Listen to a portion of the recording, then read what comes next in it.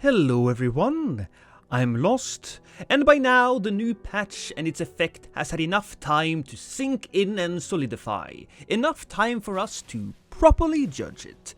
By the way, this video will be a fairly casual affair as I'm sitting here in my gaming chair with only some notes and some hot chocolate in a mug that I got from Prod. When I met him at TwitchCon. Unfortunately, I cannot show you the mug since when heated up, an image appears on it of a very large black man with a very impressive penis. Look, I think he's a porn star. Look, I get easily distracted. That's not important. Let's talk about the patch. Now, the most impactful change in the patch would be the ability to invade anywhere you have been. This saves us so much time and allows us to invade areas where you generally don't get invasions. I can't tell you how many invasions I've gotten at Stormvale Castle at level 125, which is quickly turning into one of my favorite invasion spots. Plus, all of the smaller dungeons that you would never visit or think about to go back to do invasions, they are now open. Man, this feels really good. That being said, I still find some lull in the invasions at times. I will have pockets of no activity, and then I'll get back-to-back-to-back invasions. It's a little weird, I will give it that, but it's definitely an improvement. Now, if only they could fix the crashes that happens, that would be fantastic.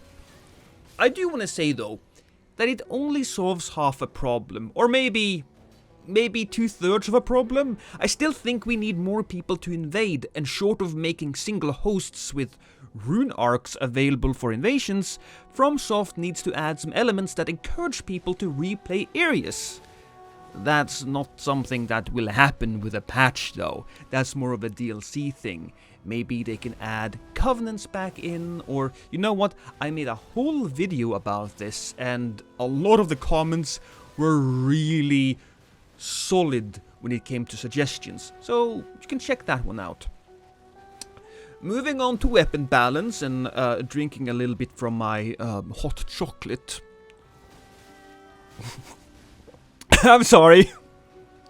My mouth is just getting dangerously close to the penis.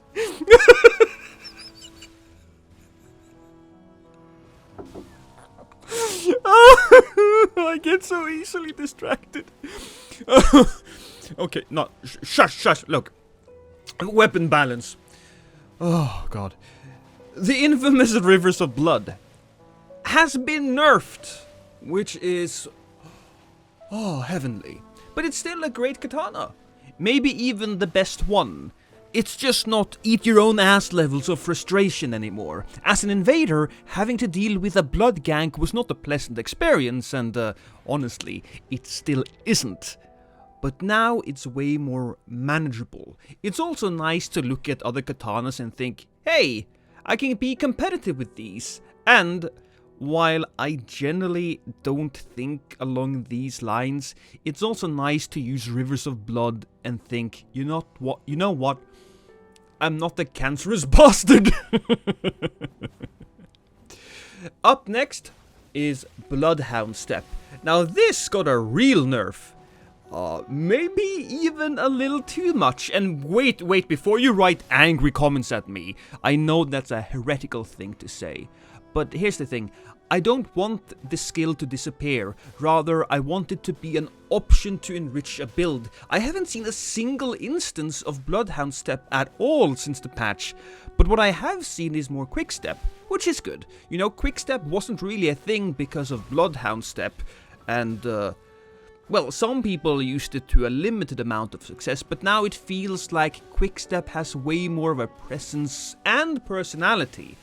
If only From could do the same thing to differentiate Royal Knight's Resolve with, the other one? What's its name? Determination? I think that's it. Look, the fact that I can't even remember the name, that tells a story. Glintstone Pebble, it doesn't combo anymore. While not the most annoying of the weapon skills, that's the word, I know words, it was certainly one of the most deadly. Look, I made a build so disgusting, right, that it was basically a loading screen simulator. If I invaded you, you would be dead. Maybe I'll make that video now that nobody can actually use it anymore. There we go. The last nerf I want to talk about is Stars of Ruin.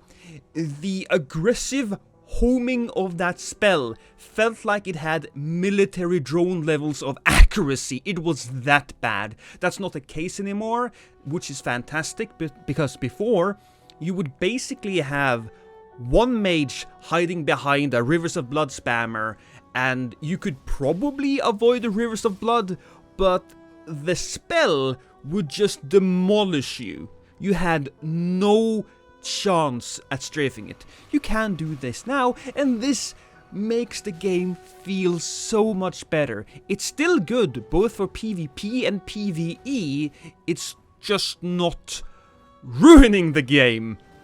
And speaking of weapons here, a lot of weapons got buffs. We had buffs to the Great Sword, the Curved Great Sword, the Great Hammers, and the Great Axes.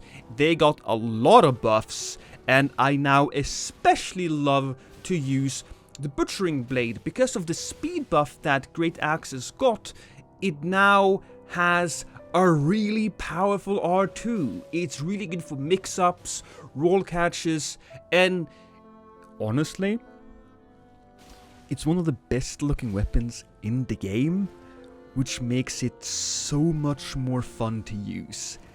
Fashion, ladies and gentlemen, cannot be underestimated.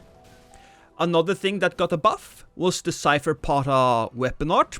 I don't really care that much about it, but hey, good for that. And guard attacks. The guard counter motion speed was increased, which doesn't really change much if you're using a heavier weapon, but if you're using something like the S-Stock or another rapier, I've seen clips online which just makes that attack look amazing. Its roll catch can be fantastic if you time it correctly. So, big change. Another buff that is very good is the light roll. It now has increased travel distance, and low equip load builds generally have really bad poise because of course you don't get access to the heavier armor, so they need all the advantages they can get. Will it make low equip load builds part of the meta? Probably not. Will you have more fun creating builds? Probably. And another benefit of having more travel distance on your roll is that you can now way more easily avoid Melania's waterfowl dance. Hey, look at that. A little bit of PvE boosts as well. Isn't that great? And I suppose that's all of the changes that makes a proper difference in the game. I think all of the changes were really good ones, or changes that were really needed. Even if I think they nerfed Bloodhound Step maybe a little bit too much, I would rather have that skill nerfed to the ground than to keep it the way it was. So it's a positive change. Any other change or any other things I want would probably have to come with the DLC. So overall, I think I'm going to give this patch a score of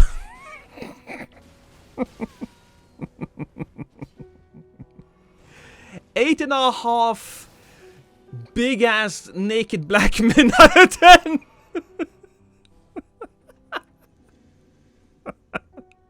You know what? Blame Prod for all of the naked black men, okay? I blame him. I think that's everything for today, ladies and gentlemen. Thank you for watching the video, and remember to subscribe, or I'll shank you in the throat. Kisses! The hot chocolate, by the way, just hit the right spot today. Fantastic.